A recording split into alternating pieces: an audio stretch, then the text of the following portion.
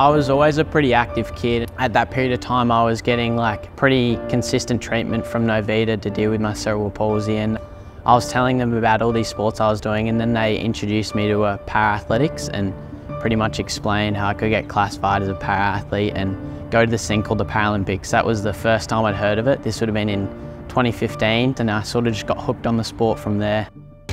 I was really confident because I'd kept winning, and I hadn't really trained as much as I did for the first year of my running, and then I didn't win. I came third, and there was this kid named Peter Vermeulen who beat me, and not winning was like the catalyst for me not stopping. I stayed with it because I didn't win. So welcome to the fire. I'm the one with the light. I wasn't really enjoying it as much. I'd won, and I was like sort of reaching this plateau where nothing was really changing for me. And I remember sitting down with my coach and my mum and asking like whether I actually wanted to do this. And then I remember talking to one of my idols at the time, Dion Kenzie. He would have had to go out his way to actually know that I even existed, and he came up to me and he said hi, and I was like flustered. I reckon I like stood there for like a solid minute not being able to say a single word to him.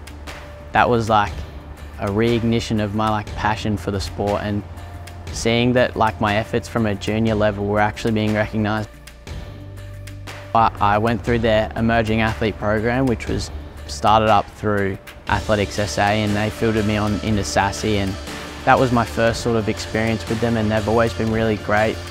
They go out of their way to sort of reach out to athletes, which is something I really appreciate in such a difficult sport to get noticed, when there's a lot of people that are all doing incredible things. To have the opportunity to be picked up so early and actually noticed for my efforts was something that probably kept me in the sport as well. Being recognised, and I guess having people in my corner that actually believe in what I'm doing was something that was really important to me.